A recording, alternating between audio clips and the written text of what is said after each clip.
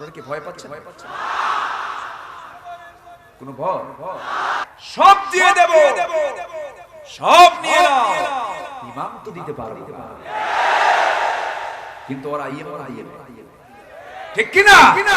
যারা ইমান দিয়ে দেয়, আমরা হাইব্রিড নেতৃত্ব দেখতে চাই না, আমরা দেখতে চাই কোরআনের নেতৃত্ব, ইসলামের নেতৃত্ব, রাসূলের নেতৃত্ব। এখান থেকে প্রমাণিত হয়ে যায় তোমাদের নেতার কাছ থেকে তোমরা কোনো আদব শিক্ষা নিতে পারো না, ঠিক কি না? আদব তারা দেবে কে? তুজা বিজামালিহি হাসনাত জামিউ ফিসালিহি সাল্লু।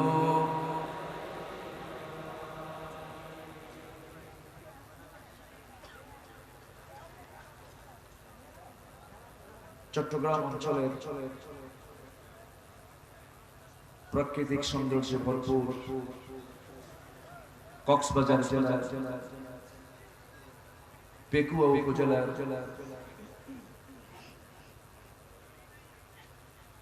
বৃহত্তর সাবেক গুলদি তাফসীর ময়দানে অনুষ্ঠিত পেকুয়া সমাজ উন্নয়ন পরিষদ কর্তৃক আয়োজিত আজকের এই ঐতিহাসিক তাফসীরুল কোরআন মাহফিল 2020, এই মহৎ আয়োজনে সম্মানিত সুযোগ্য সাহেব সদর, সম্মানিত সভাপতি, বিশ্ববরেণ্য আলেম দ্বীন, আলেম কুল শিরোমণি,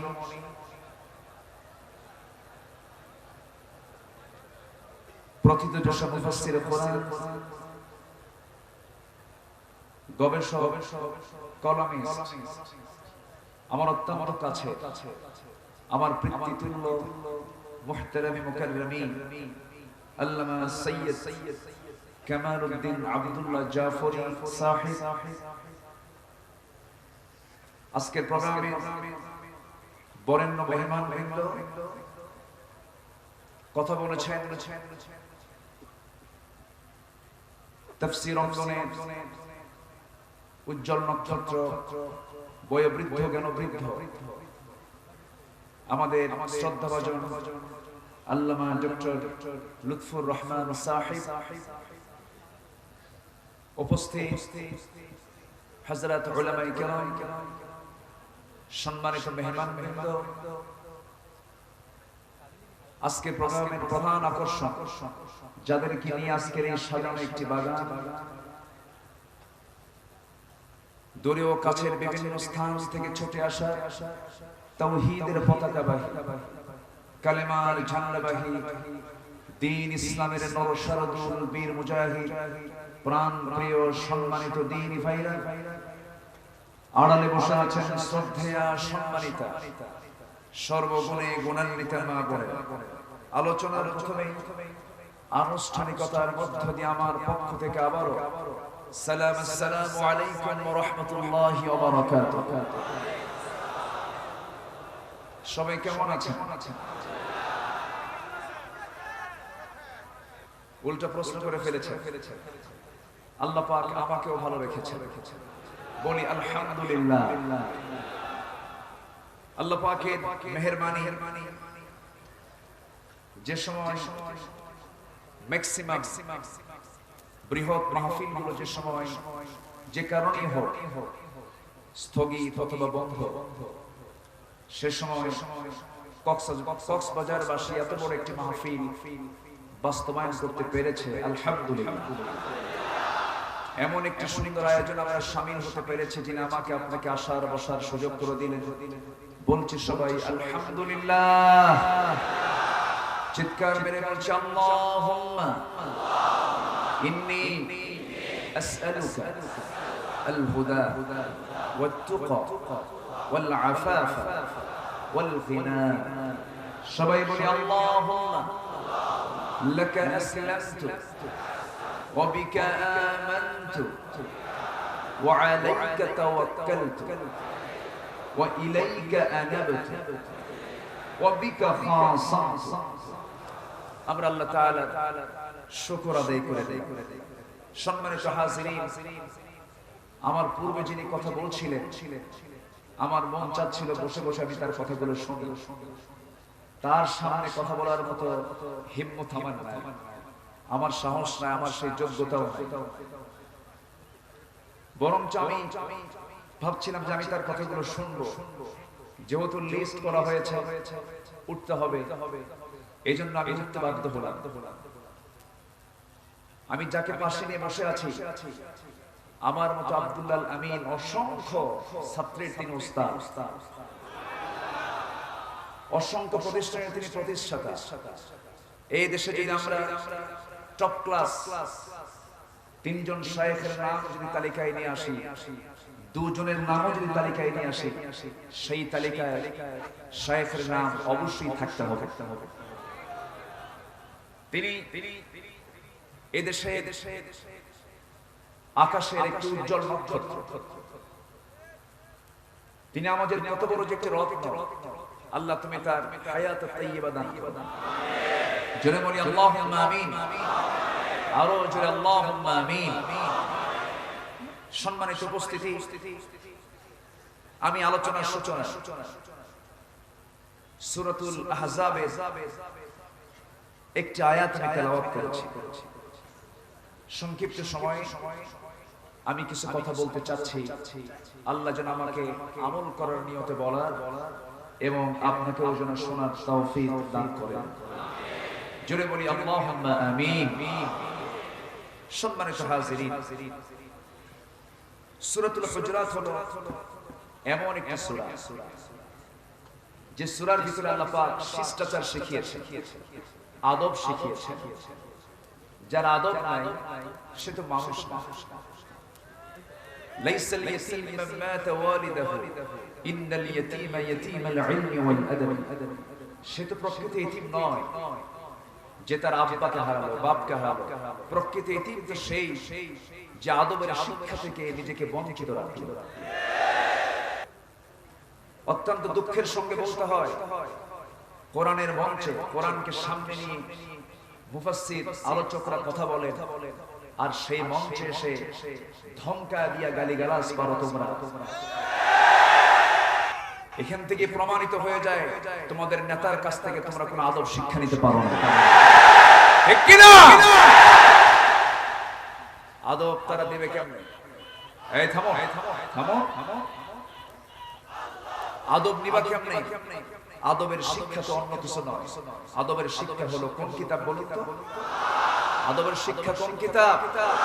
এর মধ্যে আদব আছে না নাই? এইজন্য আমি আজকে সূরাতুল হুজুরাতটা চয়েস করেছি। একটু আদব নিয়ে আসা উচিত আমাদের। আমরা মুসলমান, আমরা কি মুসলমান। পৃথিবীতে সবচেয়ে সভ্য জাতি কারা? মুসলমান। আপনি মুহাসাবা করবেন, আপনি সম্মান রক্ষা করে আপনি মুহাসাবা করবেন।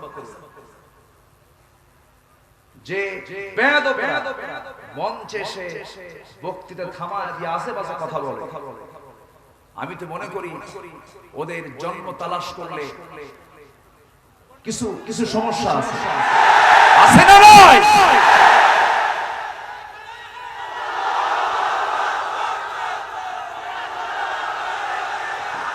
সম্মানিত ভাইয়েরা, সম্মানিত বন্ধুগণ, থামো। সম্মানিত বন্ধুগণ, আলেমদের সম্মান সবচেয়ে কম না বেশি? আলেমদের সম্মান সবচেয়ে কম না বেশি? আল্লাহ সবচেয়ে বেশি দাম দিয়েছেন আলেমদেরকে। ইন্নামা ইয়াখশাল্লাহা মিন ইবাদিহিল উলামা। বান্দার ভিতরে সেই বান্দাই সবচেয়ে বেশি আল্লাহকে ভয় করে যারা নাকি উলামা, ঠিক কি না? একজন আলেমের মৃত্যু মানে জগতের মৃত্যু। আমরা খেয়াল করব এই বিষয়গুলো, আমাদের খেয়াল করার দরকার আছে না? মুসলমানদের ভালোবাসা কেমন হবে? আল্লাহ রাব্বুল আলামিন সূরা সফের ভিতরে সুন্দর করে বলছেন, ইন্নাল্লাহা ইউহিব্বুল্লাযীনা ইউকাতিলুনা ফী সাবিলিহি সাফফান কাআন্নাহুম বুনয়ানুম মারসুস। আল্লাহ রাব্বুল আলামিন ওই সমস্ত বান্দাদেরকে সবচেয়ে বেশি ভালোবাসেন যারা সীসা ঢালা প্রাচীরের মতো একতাবদ্ধ হয়ে বাতিলদের মোকাবেলা করে। এখানে আল্লাহ পাক সীসার কথা বলেছেন, হাদিদের কথা বলেন নাই, মারসুস বলেছেন, হাদিদ বলেন নাই। দুটো ধাতু, একটা হলো লোহা আর একটা হলো সীসা।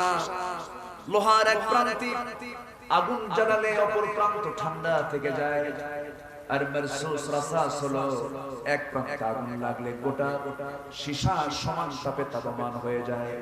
ঠিক তেমনি কোন মুসলমানদেরকে নিয়ে, আমার কোন মুসলমান ভাইকে নিয়ে, আলেমদেরকে নিয়ে যদি কেউ বেয়াদবি করে আমরা সহজে ছেড়ে দেব না, এটা হলো আমাদের ঈমানের দাবি,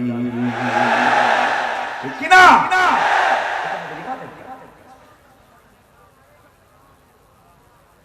এইজন্য আল্লাহ রাব্বুল আলামিন বলেন তোমরা কি করো, তোমরা যদি ঈমানের দাবিদার হও তোমাদের জন্য আমার কিছু উপদেশ আছে, আমার কিছু অর্ডার আছে। সূরা হুজরাতের মধ্যে আল্লাহ রাব্বুল আলামিন 10টি কাজের কথা বলেছেন। কয়টা কাজ বলে? 10টা কাজের কথা বলেছেন আল্লাহ রাব্বুল আলামিন। যেখান থেকে আমি তেলাওয়াত করেছি মহান রাব্বুল আলামিন বলেন ইন্নামাল মুমিনুনা ইখওয়াতুন ফাআসলিহু বাইনা আখাওয়াইকুম ওয়াত্তাকুল্লাহ লাআল্লাকুম তুরহামুন। জোরে বলি আল্লাহু আকবার। আপনারা কি ভয় পাচ্ছেন নাকি? কোন ভয়, ডঙ্কা, শঙ্কা, আতঙ্ক, টেনশন, হতাশা? না, আল্লাহ হতাশা দূর করতে বলেছেন। কোন চিন্তা করো, এটা কার কথা? যদি ঈমানের দাবি করো, আল্লাহ রাব্বুল আলামিন বলেন ওয়ালা তাহিনু ওয়ালা তাহজানু ওয়া আনতুমুল আ'লাউনা ইন কুনতুম মুমিনিন। জোরে বলি আল্লাহু আকবার।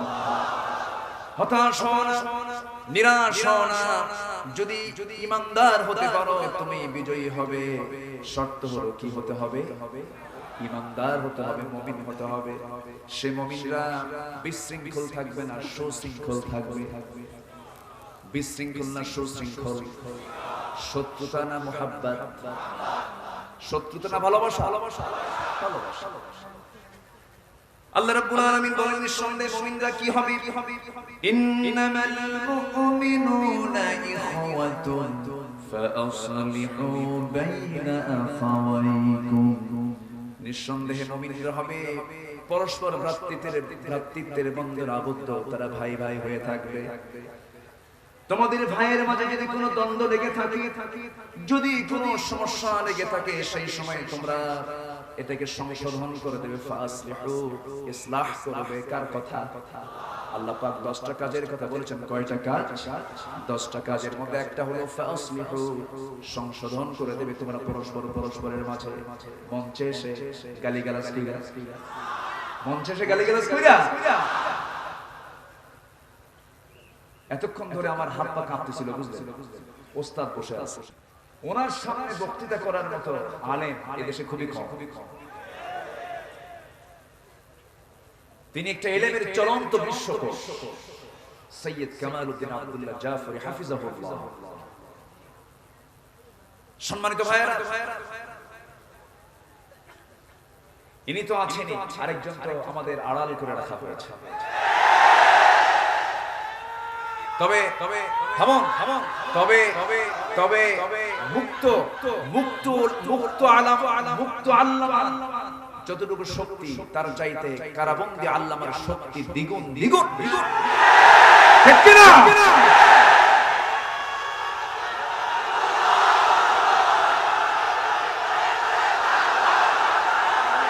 সম্মানিত ভাইয়েরা,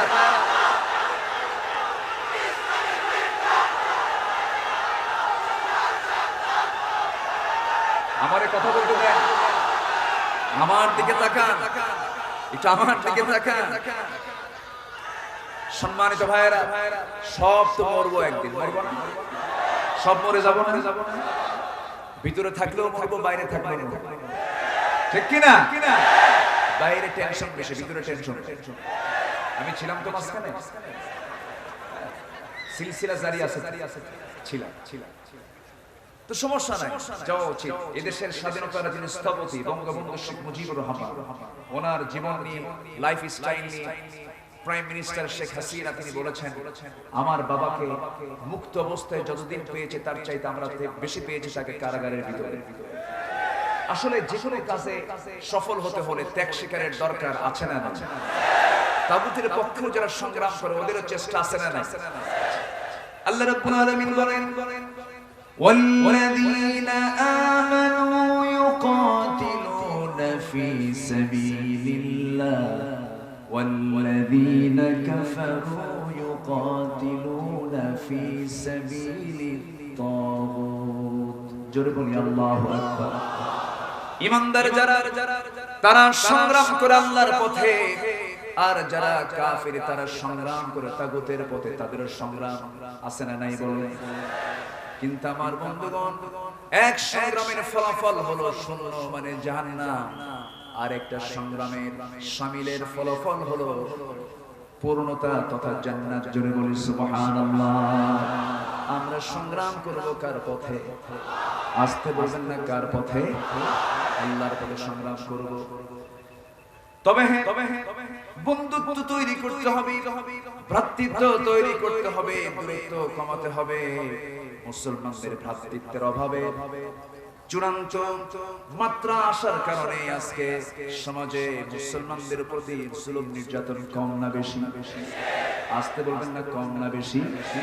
বেশি। ভ্রাতৃত্বের যদি সংকট না থাকতো গোটা পৃথিবীর নেতৃত্ব আজকে মুসলমানই থেকে যেত। জো বাইডেনের চেয়ার দখল করতে আজকে মুসলমান, বরিস জনসনের চেয়ার দখল করতে আজকে মুসলমান। শুধু একটি সংকট গোটা পৃথিবীতে মুসলমানদের ভ্রাতৃত্বের সংকট। এই সংকট সৃষ্টির পিছনে কিছু উলামায়ে সু যারা জঘন্য আলেম নামের কলঙ্কিত কিছু আছে না নয়, তারা ফতোয়ার বৃষ্টি মারছে। মাঝখানে একটা ফতোয়া দিয়েই ফেললো যে কাবা শরীফ এবং হাজার আসওয়াদ এটাও স্ট্যাচু। তাই যদি হয়, আল্লাহ রাব্বুল আলামিন বলেন, কার ইবাদত করবে তুমি? যারা পারেন ঠোঁট মিলিয়ে বলুন, আমার সঙ্গে সবাই মিলিয়ে বলুন ঘরের সূরা, ঠোঁটের সূরা, মুখের সূরা। লিইলাফি কুরাইশ ইলাফিহিম রিহলাতাশ শিতা'i ওয়াস-সাইফ ফালইয়াবুদু রাব্ব হাযাল বাইত الذي أطعمهم من جوع وآمنهم من خوف جل الله أكبر শীত এবং গ্রীষ্মের সফরে কুরাইশ অভ্যস্ত, তারা জানো কি করে? এই ঘরের যিনি মালিক, এই ঘর মানে কাবা ঘর, আমরা কাবার ইবাদত করি না আল্লাহর ইবাদত করি? বলেন, কার ইবাদত করি? আমরা কাবাকে শক্তিশালী মনে করি না আল্লাহকে শক্তিশালী মনে করি? যদি কাবা শক্তিশালী হতো স্ট্যাচু ঠিক আছে, কিন্তু ফালইয়াবুদু হাযাল বাইত বলা হয়নি, বলা হয়েছে ফালইয়াবুদু রাব্ব হাযাল বাইত। ওই ঘরের কোনো ক্ষমতা নাই, ক্ষমতা আছে ওই ঘরের মালিক যিনি, তিনি কে? তিনি কে? আল্লাহ। এমনি একটা ফতোয়া পারে আছে না নাই? যদি আপনি প্রশ্ন করেন, হুজুর সবচেয়ে বেশি শাস্তি কিয়ামতের দিন কার হবে? রাসূল বলে দিলেন, ইন্না শাদ্দান নাসি আযাবান ইয়াউমাল কিয়ামাহ আল মুসাফফিরুন। ওই সমস্ত ব্যক্তিদের কিয়ামতের দিন সবচেয়ে বেশি শাস্তি হবে যারা ছবি অঙ্কন করে এটাকে ঝুলায় রাখে। তাদের শাস্তি সবচেয়ে কম না বেশি? আসতে বলবেন না, কম না বেশি? রাসূল বলেছেন, তোমরা যদি কোনো কবর উঁচু দেখো, ওয়ালা কবরান মুশরাফান ইল্লা সাওয়াইতাহা, কোন কবর যদি উঁচু দেখো এটাকে সোজা করে দেবে, কারণ কবর পূজা ইসলামে কোন কবর পূজা করা যাবে না, কোন মাজার পূজা করা যাবে না। আমরা কাবার আমরা পূজা করি না, কাবার আমরা ইবাদত করি না, আমরা ইবাদত করি কার? আসতে বলবেন না কার? আল্লাহর কসম দোহাই লাগে, আমি আপনাদেরকে কোন জোরে মিনতি জানাই, এই সমস্ত কথাগুলো কোনো ট্র্যাডিশনাল রাজনৈতিক বক্তব্য নয়, এগুলো হচ্ছে ঈমানের গুরুত্বপূর্ণ কথা। ঠিক কি না? সব দিয়ে দেব, সব নিয়ে নাও, ঈমান তো দিতে পারবো না, কিন্তু ওরা ঈমানও দিয়ে দেয়। ঠিক কি না? যারা ঈমান দিয়ে দেয় তাদের বাতিল শক্তির কাছে আমরা পিঠ দেখাবো না। জাতীয় ঝান্ডা রাখার হাত উপরে দেখাও।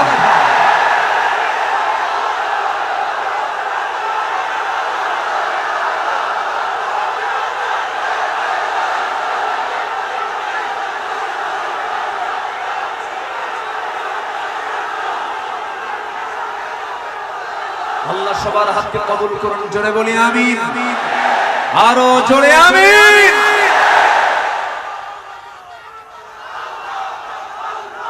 আল্লাহর সমকক্ষ আমরা কাউকে মানি? আল্লাহর সমকক্ষ পৃথিবীতে কেউ থাকতে পারে? সোজা সোজা সোজা। তবে হ্যাঁ, কথা আমার নবীজি যখন মক্কার বাসিন্দা ছিলেন, কি বললেন আপনি? কি যেন আল্লাহ ওনারা কেন আছেন? আমি আপনাদের ভাষাগুলো জানি, মোটামুটি হজম করার চেষ্টা করছি, কিন্তু আপনারা বললে বুঝি, কিন্তু বলতে পারি। বলতে গেলে তো জন্ম নিতে হবে, পুনর্জন্ম হতে হবে, তা তো আর সম্ভব। খুব সুন্দর মানুষ আপনারা, বলি আলহামদুলিল্লাহ। নিয়ামতুল্লাহ নিজামী কোথায়? নিয়ামতুল্লাহ নিজামী এক ভাগ্যবান যুবকের নাম। এত বড় মাহফিলের সে ঝুঁকি বহন করছে, বিশাল গুরু দায়িত্ব সে পালন করছে। গোটা দেশের সব আলেম হাজির, মোটামুটি এই মঞ্চে সব হাজির। তাহলে চিন্তা করুন নিজামের ক্ষমতা মোহাব্বত কত আলেম। বলি আলহামদুলিল্লাহ। ক্ষমতায় সবকিছু করা যায়। ইসলাম জুলুম করে ক্ষমতায় আসে নাই, ইসলাম মোহাব্বত নিয়ে ক্ষমতায় এসেছে। জি জি, এই থামুন। আমার মেম্বার কোথায়? আমার না তো, আপনাদের। আচ্ছা, আমাদের মেম্বার মহোদয় খুব ভালো মানুষ। আগামী মাহফিল আমরা তাকে দাড়িওয়ালা দেখব। এত বড় মাহফিলের জিম্মাদারের মুখে দাড়ি নাই, এটা হবে না। কি কোন আপনারা? খুব সুন্দর, অনেক গুরু দায়িত্ব তিনি পালন করেছেন। বলি আলহামদুলিল্লাহ, জোরে বলি আলহামদুলিল্লাহ। সম্মানিত ভাই, কষ্ট পাচ্ছেন নাকি আপনারা? মানে ওনার দাড়ি রাখা দরকার, আপনার দাড়ি রাখা দরকার। আপনাদের দাড়ি দরকার আছে না নাই? সবাই তো হাসতেছেন, নিজের দাড়ির খবর। এটা আবার কেমন? দিয়েন না, লাগবে। সম্মানিত ভাইরা, এখন তো মানে হাইব্রিড পোস্টের খুব দাম। নেতা হওয়ার জন্য বেশি কিছু লাগে না। পেট একখান 10 মাস আর মোষ একখান 2.5 ইঞ্চি, বিশাল নেতা হয়ে গেছে। ঠিক কি না? আমরা হাইব্রিড নেতৃত্ব দেখতে চাই না, আমরা দেখতে চাই কোরআনের নেতৃত্ব, ইসলামের নেতৃত্ব, রাসূলের নেতৃত্ব।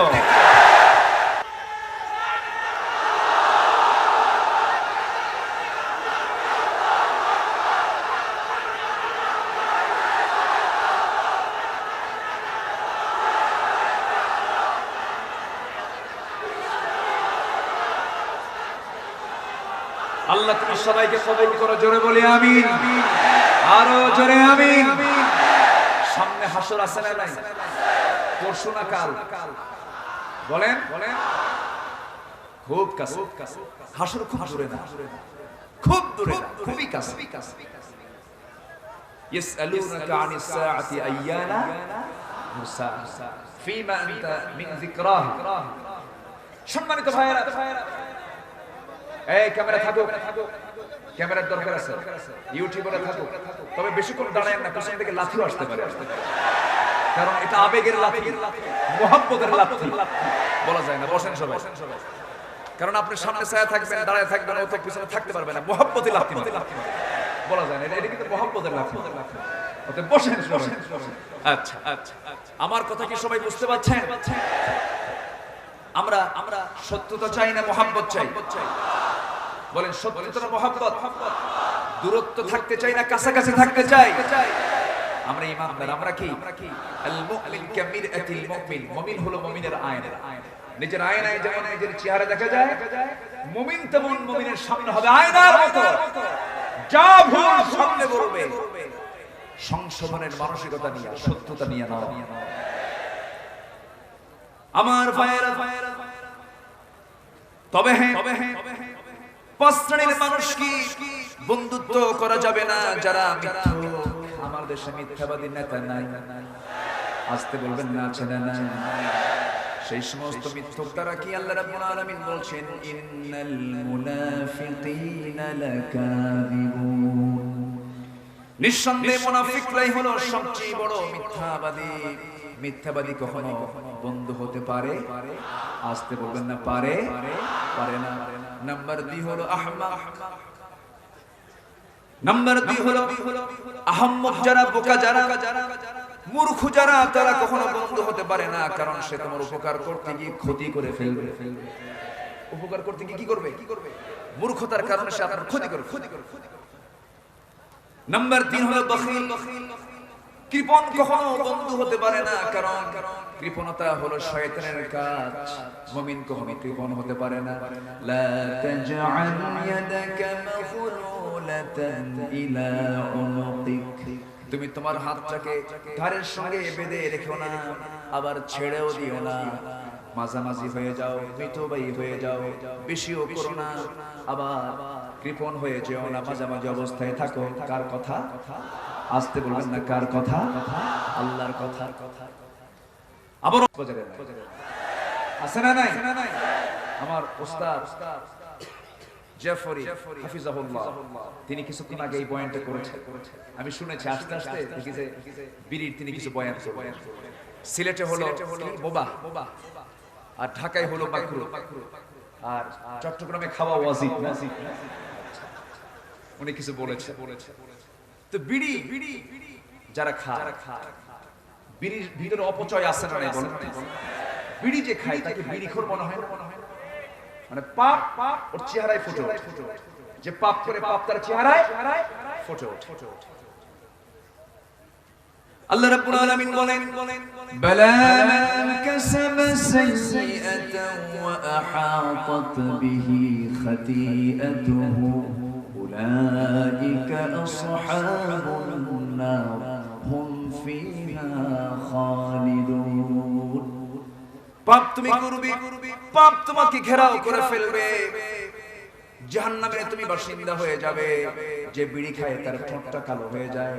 ঠোঁট গোলাপি বানালেন আল্লাহ, বিড়ি খায় আর ঠোঁটটাকে কালো বানালো কে? আল্লাহ। কে বানাইছে? যে খাইছে সে বানাইছে। আমার ভাইয়েরা, আল্লাহ পাক চক্ষুটাকে কত সুন্দর কালার দিয়ে দিয়েছেন। চোখের কালার আল্লাহ রাব্বুল আলামিন নীল করে দিয়েছেন, সুন্দর কালার। চোখের মণিটা কালো, চতুর্দিকে নীলাভ কালার, নীল কালার, কি সুন্দর চোখের কালার।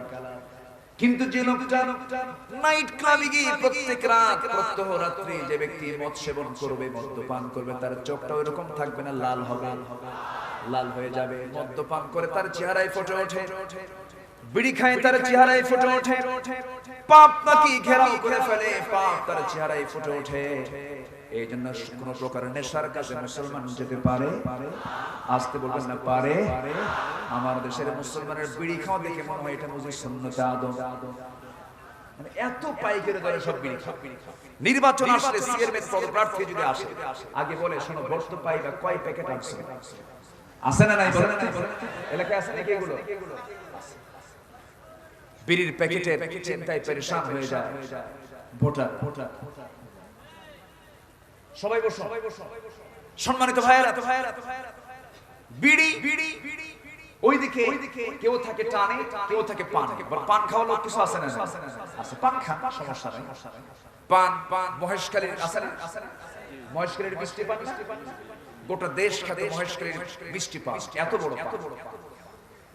আপনি পান খান, পানের রস আছে, বমি বমি ভাব থাকলে পরে পান খেলে পরে একটু ভালো, স্টমাকের জন্য উপকার আছে।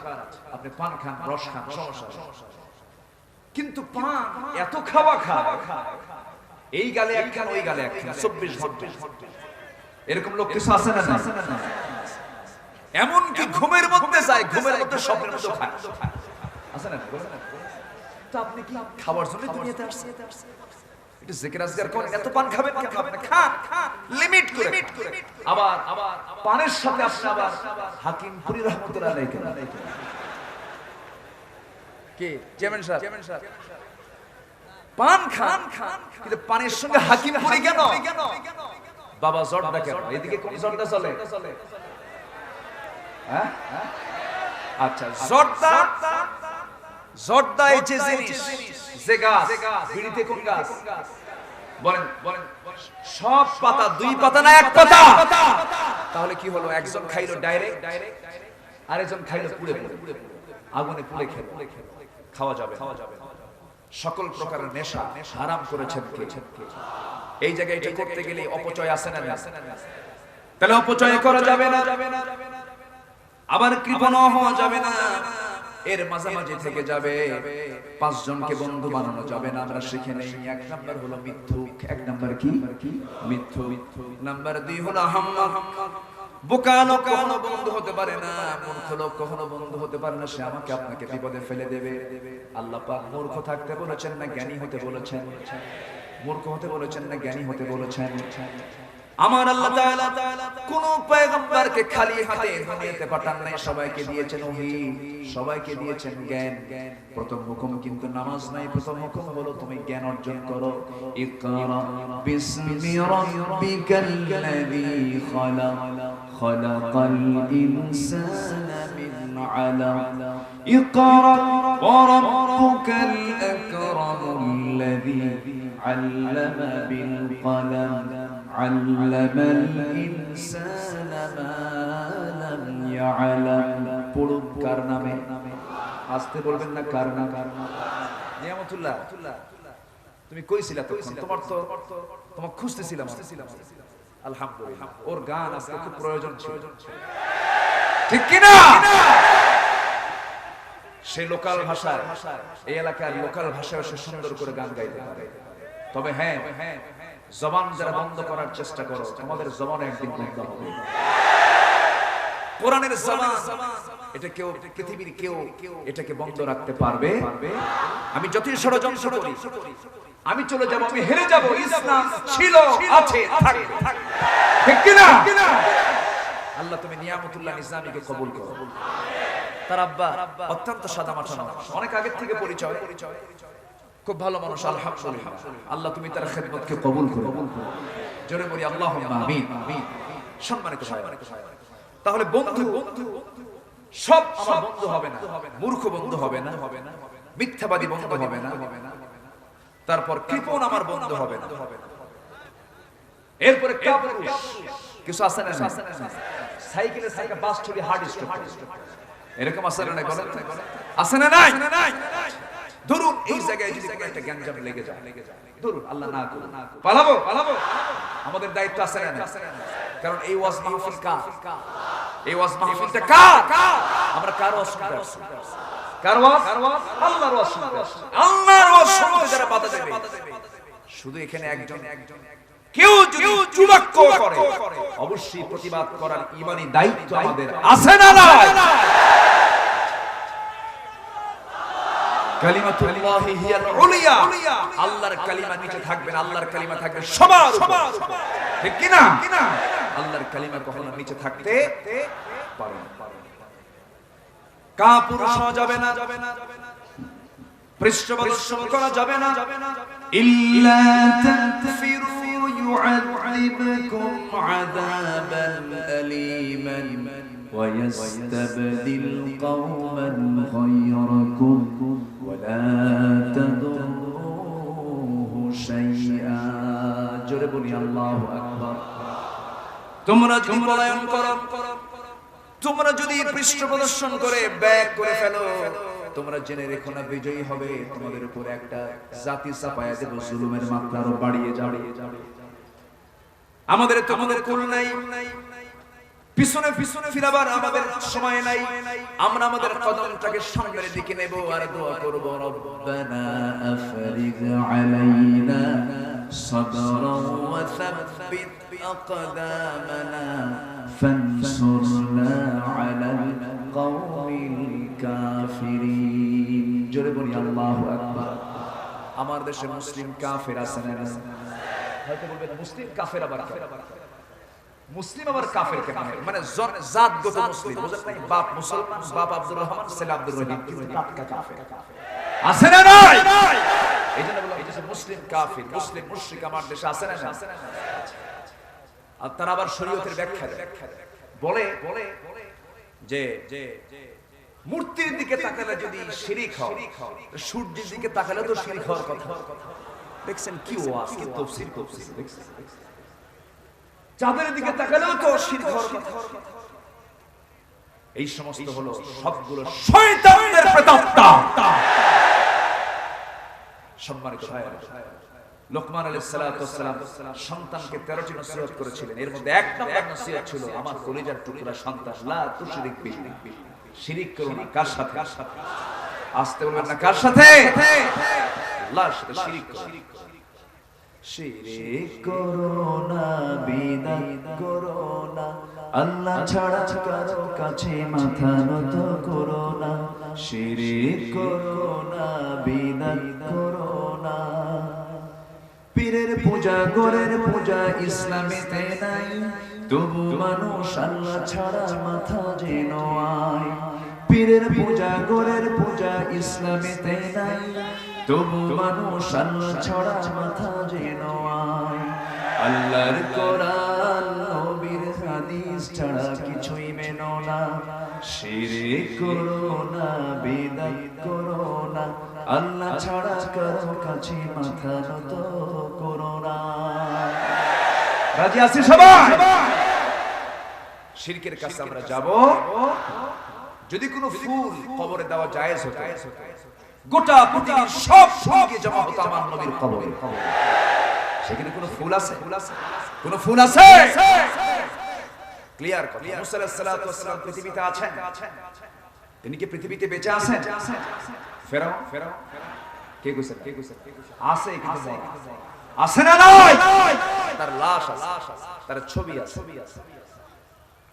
তাহলে তার লাশ, তার ছবি থাকার পরেও গোটা পৃথিবী জুড়ে সুখ্যাতি, সম্মান, মর্যাদা ফেরাউনের মুসা, অতএব সম্মান, মর্যাদা ইসলাম পরিপন্থী পন্থা অবলম্বন করে সম্মান মর্যাদা প্রতিষ্ঠিত হবে না। আমার নবীর তরিকায় সম্মান মর্যাদা প্রতিষ্ঠা করতে হবে, ঠিক কি না? আল্লাহ তুমি ওই সমস্ত ভাইদেরকে বোঝার তৌফিক দিয়ে দাও। জোরে বলি আমিন।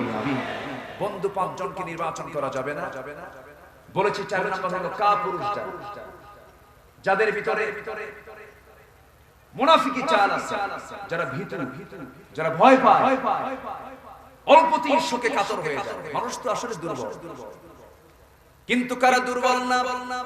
আল্লাহ রাব্বুল আলামিন বলেন, খুলিকাল ইনসানু হালুআন ওয়া ইযা মাসসাহুশ শাররু জাজুআন ওয়া ইযা মাসসাহুল খায়রু মানউআন ইল্লাল মুসাল্লুন।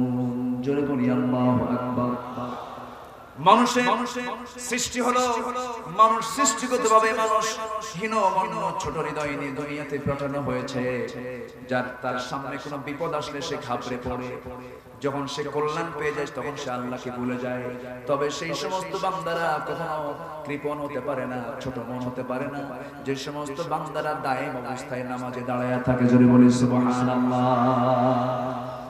নামাজি কখনো ছোট মনের হতে পারে না, কাপুরুষ হতে পারে না। মুমিন কখনো হতাশ হতে পারে না, মুমিন কখনো টেনশন করতে পারে না। কারণ এপারে দুনিয়া, মরে গেলে ওপারে আখিরাত। আল্লাহর সঙ্গে দিদার আছে না নাই? আসতে বলবেন না, আছে না নাই? আল্লাহর সঙ্গে দিদার হয়ে যাবে। অতএব মৃত্যু যদি আমার না হতো, আমি আল্লাহকে দেখতে পেতাম না। অতএব মৃত্যু আমার আপনার জীবনে আছে না নাই? ভয় পাই নাকি আমরা? ভয় পাই? মুসলমানদের বিজয়ের কারণ কি? খলিফা ওমরের শাসনামলে সবচেয়ে বেশি মুসলমানদের দখলে রাজত্ব চলে এসেছিল। জরিপ করা হলো মুসলমানদের এত বিজয়ের কারণটা কি? জরিপ করে খ্রিস্টানরা বের করেছিল, ইহুদিরা বের করেছিল মুসলমানদের বিজয়ের একমাত্র কারণ তারা যুদ্ধ করতে আসে জীবন দিয়ে, যুদ্ধ করে তারা জীবন দিতে প্রস্তুতি নিয়ে তারা যুদ্ধের ময়দানে আসে, বাঁচার জন্য যুদ্ধ আসে না, এই জন্য তাদের বিজয় হয়। আর আমরা যুদ্ধে যাই বাঁচার জন্য, কায়েমি সাক্ষ্যের জন্য, দুনিয়ার জন্য, এই জন্য আমরা পরাজিত হয়ে যাই। আজকে যদি মুসলমান সেই তামান্না নিয়ে, মৃত্যুর মানসিকতা নিয়ে শাহাদাতের চেতনা লালন করে, আব্দুল্লাহ বিন রাওহা সেই রুহানি ফয়াজটা সঙ্গে করে নিয়ে জাফর বিন আবু তালেবের সেই বিপুল বিক্রমের আক্রমণকে সামনে মডেল করে নিয়ে আজকে যদি মুসলমানদের সামনে ঝাঁপিয়ে পড়ে, গোটা পৃথিবীর নেতৃত্ব আবার মুসলমানদের হাতে চলে আসবে।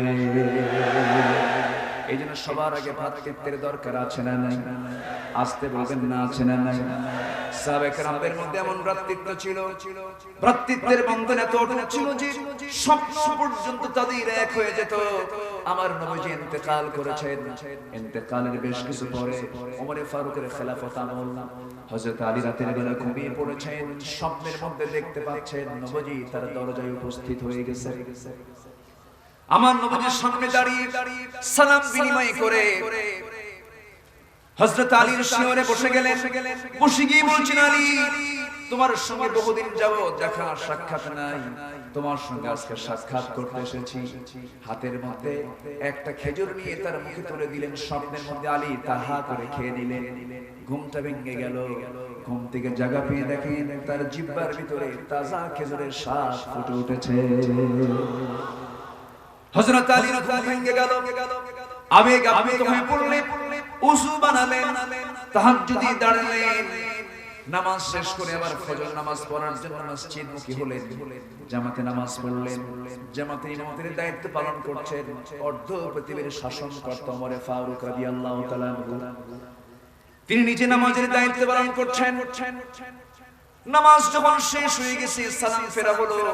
হযরত আলী প্রথম কাতারে জায়গা পান নাই, দ্বিতীয় কাতারে জায়গা পান নাই, তৃতীয় কাতারে ঠিক মাঝখান বরাবর দাঁড়িয়েছেন।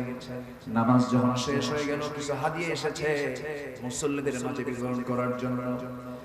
সেই হাদিয়া খেজুরগুলো নিয়ে কাউকে দায়িত্ব না দিয়ে ওমর ফারুক নিজেই দায়িত্ব গ্রহণ করলেন। প্রথম কাতারে সবার হাতে হাতে ওমর ফারুক নিজেই বন্টন করা শুরু করলেন। 2টা 3টা 4টা করে খেজুর দিয়ে যাচ্ছেন। সবার হাতে হাতে দেওয়া 2-3টা খেজুর করে দিয়ে আলীর সামনে যখন দাঁড়ালেন, পোটলার ভিতরে আরো খেজুর থাকার পর হাতের মধ্যে 2টাও নিলেন না, 3টাও নিলেন না, একটা খেজুর নিলেন। 3টা আঙ্গুলে তুলে নিয়ে বলছেন, আলী হাতে দেব না, তুমি একটু মুখটা ফাঁকা করো। মুখটা ফাঁকা করলেন, মুখের মধ্যে বিসমিল্লাহ বলে একটা খেজুর তুলে দিলেন। হযরত আলী বললেন, ভাই ওমর, আমার আগের রাত্রি পর্যন্ত হাতে হাতে 2-3টা করে খেজুর দিলেন, আপনি আমাকে একটা খেজুর দিলেন, আবার চোখে পানি কেন? কি কারণ, কি হয়েছে আপনার? ওমর ফারুক বলছেন, আলী রে, গত রাত আমার নবীজি যদি তোমাকে একটার বেশি যদি 2টা খেজুর খাওয়া দিতেন, আমি ওমর তোমাকে একটার বেশি 2টা খেজুরি খাওয়ায়া দিতাম। একটু আস্তে বলি সুবহানাল্লাহ। স্বপ্ন পর্যন্ত তাদের এক হয়ে যেত। অপর ভাইয়ের জন্য নিজের স্ত্রীকে পর্যন্ত তালাক দেওয়ার সিদ্ধান্ত নিয়েছেন সাহাবীরা। মক্কার একজন সাহাবী হিজরত করে মুহাজির হয়ে তিনি মদিনায় চলে এলেন। বিশাল ধনী মানুষ, টাকা পয়সার মালিক, সবকিছু শাসনে ছিল। ঘর ভরা উটের বিশাল বড় বহর ছিল, ঘোড়ার বহর ছিল, বিশাল বড় বাড়ি, বিশাল বড় বিজনেস। আব্দুর রহমান ইবনে আউফ রাদিয়াল্লাহু তাআলা যখন শুনতে পেলেন নবীজি মক্কায় নাই, তিনিও মক্কা ছাড়লেন, ব্যবসা বাণিজ্য ছেড়ে দিলেন, খেজুরের পাকা বাগান ছাড়লেন, বউ ছাড়লেন, সন্তান ছাড়লেন, সবকিছুর মায়া ছেড়ে দিয়া মদিনায় চলে এলেন। কার প্রেমে? আসতে বলবেন না, কার প্রেমে? নাম্বার 2 হলেন মুহাম্মদ সাল্লাল্লাহু আলাইহি ওয়াসাল্লাম। রাসূল শূন্য মক্কায় থাকবো না, রাসূল যেখানে আমরা সেখানে তারা রওনা করলেন মুহাজিররা। এর মধ্যে একজন হচ্ছেন আব্দুর রহমান ইবনে আউফ। আব্দুর রহমান ইবনে আউফ যখন মদিনায় চলে এলেন, নবীজি একদিন তাকে দেখি চোখের পানি আটকাতে না পেরে বলছেন, আব্দুর রহমান, তোমার চোখে, তোমার অবস্থা দেখে আমার চোখে পানি চলে এসেছে। তুমি কি জানো আব্দুর রহমান, তোমার বাড়িটা আবু জেহেল দখল করে নিয়েছে? মুস্কি মুস্কি হাসি মেরে বলছেন, ইয়া রাসূলুল্লাহ, আবু জেহেল আমার ঘর দখল করেছে, আমার বিন্দু পরিমাণ কোনো আফসোস নাই, কিন্তু আমি তো আপনাকে দখল করে নিয়েছি। জোরে বলেন সুবহানাল্লাহ। আমি তো আপনাকে পেয়ে গেছি হুজুর, আমার কিচ্ছু পাওয়ার কিছু নাই। রাসূল বললেন, আব্দুর রহমান, তোমার বউ নাই, তোমার সন্তানগুলো নাই, তোমার ঘর নাই, বাড়ি নাই, দারুণ কষ্ট হচ্ছে, তোমার দিকে একটা ব্যবস্থা করা যায় নাকি? একজন আনসার সাহাবীকে ডাক দিলেন। আনসার সাহাবীকে ডাক দিয়ে বলছেন, আনসার সাহাবী শোনো, আমার আব্দুর রহমান দারুণ কষ্টে আছে, একটু দেখো তো কিছু করা যায় নাকি? এতদিন শুধু বলেছেন। তাকে সঙ্গে করে নিয়ে মদিনার সবচেয়ে বড় দুইটা খেজুর বাগান তাকে দেখায় দিলেন। দেখায় দিয়ে বলছেন, দেখা শেষ, ও আমার আব্দুর রহমান ভাই, আব্দুর রহমান ইবনে আউফ ও মুহাজির ভাই, এই দুইটা বাগানের মধ্যে কোন বাগানটা তোমার পছন্দ? যেটা পছন্দ হবে সেই পছন্দের বাগান আমি এই মুহূর্তে তোমার নামে দলিল করে দেব। এটা আস্তে কোন সুবহানাল্লাহ, জোরে বলি সুবহানাল্লাহ। মুহাব্বত তিন প্রকার। মুহাব্বত কয় প্রকার বলেন? মুহাব্বত তিন প্রকার। মুহাব্বত তাবিঈ, মুহাব্বত আকলি, মুহাব্বত ঈমানি। মুহাব্বত তাবিঈ হলো পিতা পুত্রের ভালোবাসা, এরপরে মা বাবার ভালোবাসা, সন্তান সম্পত্তির ভালোবাসা, ভাই ভাইয়ের ভালোবাসা, আত্মীয় স্বজনদের ভালোবাসা, এটা হচ্ছে মুহাব্বত তাবিঈ। এই ভালোবাসা সবার মধ্যে কম বেশি আছে। আরেকটা ভালোবাসা হলো মুহাব্বত আকলি, জ্ঞান প্রসূত ভালোবাসা। ওষুধ খেতে মন চায় না, ইনজেকশন দিতে মন চায় না, এরপর ইনজেকশন দিই কেন? সুস্থ হওয়ার জন্য। এটা একটা মুহাব্বত, জোর করে ভালোবাসা। আরেকটা ভালোবাসা হলো মুহাব্বত ঈমানি, এটাই হলো সলিড এবং পার্মানেন্ট ভালোবাসা, যেই ভালোবাসার মধ্য দিয়ে বান্দা জান্নাত পর্যন্ত যেতে পারে। মুহাব্বত ঈমানি, মুহাব্বতে ঈমানি। এই মুহাব্বত আজকে দরকার দারুণ। এই মুহাব্বতের একটা ভাটা পড়েছে, এই মুহাব্বতের চরম ক্রাইসিস পড়েছে। এই মুহাব্বতটা শোনার আনলে পরে মুসলমানদের সকল সংকট দূর হয়ে যাবে। দেখেন আহলে হাদিসের ভাইরা একটা চিন্তা করে, আবার আহলে সুন্নাত ওয়াল জামাতের দাবিদার সেই সমস্ত ভাইরা আরেকটা দাবি করেন, চরমনায় আরেকটা দাবি করে। তাবলীগ জামাতের ভাইরা মনে মনে চিন্তা করেন, সিল্লা দিলে যদি এই দেশের সব মানুষ সিল্লা দিতে কত ভালো হতো। আহলে হাদিসের ভাইরা মনে মনে চিন্তা করেন, ফরজ নামাজের পরে যদি মুনাজাত না হতো, সবাই যদি রাফিয়া দাইন করতে কত না ভালো হতো। কুল্লু হিজবিন বিমা লাদাইহিম ফারিহুন, সবাই তো সবার নিজ নিজ চিন্তা নিয়ে ব্যস্ত। কিন্তু এগুলো কিন্তু বড় বিষয় নয়। সবচেয়ে বড় বিষয় হলো সকল ছোট খাটো ক্ষুদ্র ক্ষুদ্র দ্বন্দ্ব ভুলে গিয়ে আল্লাহর জমিনে দিন কায়েমের আন্দোলনে সবাইকে ভ্রাতৃত্বের বন্ধনে এক প্ল্যাটফর্মে হাজিরা দেওয়া। ঠিক কি না? কে আলিয়া আর কে কওমি? কে আলিয়া কে কওমি? কে আহলে হাদিস কে হানাফি? এগুলো দেখার সময় এখন নাই। মুসলমান এক হও, এক প্ল্যাটফর্মে আসো, সমস্ত বাতিল বঙ্গোপসাগরে হাবুডুবু খেয়ে মরে যাবে।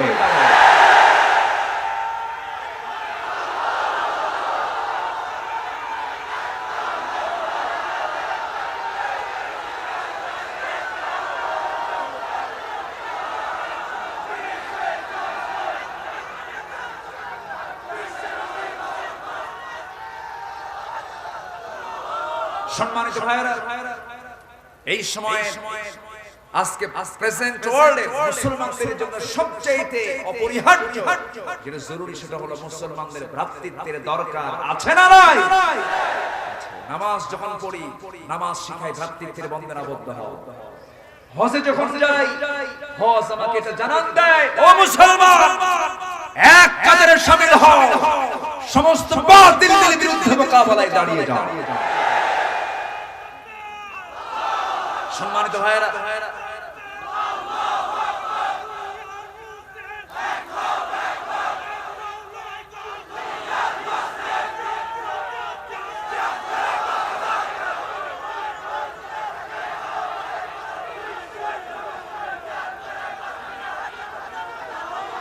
আল্লাহ তুমি আমাদের সবাইকে কবুল করো না। জোরে বলি আমিন, আরো জোরে আমিন।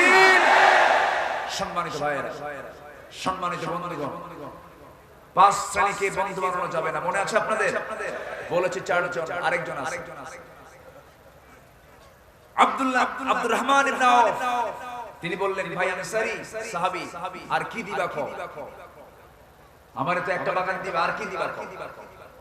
আপনার তো বউ নাই, আপনার তো স্ত্রী নাই। আমার তো 2টা স্ত্রী আছে, এক স্ত্রী হলেও চলবে, এক স্ত্রীকে আমি তালাক দেব, আপনি তারে বিয়ে করে। সুবহানাল্লাহ বলবেন না? কি আর কি কথা, কি মোহাব্বত, কি ভালোবাসা। আব্দুর রহমান ইবনে আওফ বললেন, ভাই তোমার বাগান আমার লাগবে না, তোমার বউ তালাক দেওয়া লাগবে না। তুমি বউ দিতে চাও কেন তাও বুঝতে পেরেছি, কারণ এই মদিনার কোন মেয়ের বাবা আমার সঙ্গে বিয়ে দেবে না, কারণ আমার টাকার দায়িত্ব নিয়েছে যারা। আজকে অর্থ এবং নেতৃত্ব এই দুটো যদি শুধু সৎ ব্যক্তির হাতে থাকতো, গোটা দেশ হয়ে যেত একটি উন্নত সমৃদ্ধশালী একটি দেশের পরিণত হতো, ঠিক কিনা? কিন্তু আজকে অর্থ এবং নেতৃত্ব অধিকাংশই ভালো মানুষ না খারাপ মানুষ? খারাপ মানুষ। হ্যাঁ, ডাহাত ডাহাত, হ্যাঁ ডাহাত। কত কেলেঙ্কারি, কত কেলেঙ্কারি আছে না নাই? আছে না নাই? কত কেলেঙ্কারি আছে। সম্মানিত ভাইয়েরা, রাসূল একজন ব্যবসায়ী ছিলেন, বলি আলহামদুলিল্লাহ। বড় ইমাম ছিলেন ইমাম আযম আবু হানিফা রাহমাতুল্লাহ, তিনি একজন বড় ব্যবসায়ী ছিলেন। বড় ইমাম, একজন বড় ব্যবসায়ী। কিন্তু আজকে আলেম ব্যবসায়ী খুঁজে পাওয়া খুব মুশকিল, ঠিক কি না? আমার আলোচনা অনেকেই শুনতেছেন, গোটা পৃথিবীতে আলোচনাগুলো চলে যাচ্ছে। আমি আলেমদের কাছে বিনীত আরজ করি, অন্যের প্রতি নির্ভরশীল হবেন না। আপনার ইমামতি দিয়ে আপনার রিজিক আপনি মাথায় আনবেন না। আপনি ইমামতি করতে গিয়ে ভাববেন, আমি কোনো ব্যক্তির পূজা করি না, আমি কোনো ব্যক্তির অনুসরণ করি না, আমার খুতবায় দাঁড়িয়ে আমাকে হক কথা বলতে হবে। থামুন সম্মানিত ভাইয়েরা, সম্মানিত ভাইয়েরা, যদি হেরে যান আপনি আপনার বক্তৃতা দিতে নিয়ে, নিজের ঈমান যদি হেরে ফেলেন, নিজের সাহস যদি হারিয়ে ফেলেন, আপনার প্রতি জুলুম আরো দ্বিগুণ দ্বিগুণ দ্বিগুণ হয়ে যাবে। অতএব আগুনে ফু দিলে আগুন যেমন নিভে যায়, আগুনে ফু দিলে আবার আগুন দ্বিগুণ দ্বিগুণ জ্বলে ওঠে। আপনি আপনার দায়িত্ব পালন করে যান। জুমার খুতবায় রাসূল যখন দাঁড়াতেন, তখন তার আল খুতবাতুন নারিয়া, তার চোখ, তার চেহারা রক্তিমাকার ধারণ করত। সমস্ত সমাজের অকাম কুকাম অন্যায় অনাচারগুলো তিনি সামনে তুলে ধরতেন, এইগুলো করা যাবে না। আজকে খতিবরা, ইমামরা কথা বলতে নিয়ে আগে তাকায় সহদের দিকে, দেখি তো সহদের মোশানটা কেমন। ওই মোশানে ইমামের ওয়াজের মোশান শেষ, ঠিক কি না? এগুলো করা যাবে না। ওমান আযলামু মিম্মান কাতামা শাহাদা, সবচেয়ে বড় জালিম কে হতে পারে? যে সত্যকে আড়াল করে, ঠিক কি না? সত্যকে আড়াল করার কোনো সুযোগ নেই। আমি কি শেষ করে দেব? না না, আলোচনা চালিয়ে যাব। জোরে বলি ইনশাআল্লাহ। চলো, কোন আপত্তি, কোন সমস্যা? জোরে বলি ইনশাআল্লাহ। কিন্তু আমার টাইম তো, আমি তো জানি আমার টাইম আজকে শেষ হয়ে গেছে। আমি বিগত 2 বছর আসতে পারিনি এখানে, আসবো কেমনে? মাঝে মাঝে তো ইনসাইডে যাই, আবার আউটসাইডে যাই, কখন কোথায় যাই, ঝড় বৃষ্টি সাইক্লোন, এটা ইমানদারের জীবনে আসবেই। এগুলো চিন্তা করে কোনো লাভ নাই। তোমরা যারা যা করো করো, তুমিও কবরে আমিও কবরে, লাইন একটাই, তুমি যাবা কই, আমিও সেখানেই যাবো, ঠিক কিনা? অতএব চিন্তা করে লাভ নাই। দেখি আর কিছুক্ষণ চালানো যায় কিনা। বন্ধু নির্বাচনে সতর্ক থাকতে হবে। 5 শ্রেণী কখনো বন্ধু হবে না। মিথ্যুক বন্ধু হবে না, আহাম্মক বন্ধু হবে না, কৃপণ বন্ধু হবে না, কাপুরুষ বন্ধু হবে না। আর ফাসিক যারা, পাপিষ্ট আছে না নাই? পাপিষ্ট লোক আছে না নাই? এরা কখনো বন্ধু হবে না। বন্ধু হলে আপনারও পাপে জড়ায় দেবে, আপনাকেও পাপে জড়ায় দেবে। এই জন্য বিড়িখোরের সঙ্গে থাকলে কি হয়? বিড়িখোর, এই খাও না, একটা টান মারো, আছে না নাই? আছে না নাই? একটা এক্সাম্পল দিয়ে দিলাম। ইয়াবা, এটা তো জান্নাতি খাবার, তাই না? ইয়াবা কক্সবাজারবাসীর জন্য এটা খুব বরকতি। ইয়াবা আছে না? কি টানা, কি বলবো। এক হাজি ইয়াবার ব্যবসা করে, এক হাজি। তো আমি বললাম যে আপনি হাজি মানুষ, আপনি ইয়াবার ব্যবসা করে গ্রেফতার হয়েছেন জেলখানায়, এর কারণটা কি? হুজুর আমি তো খাই না, আমার সন্তানও খায় না।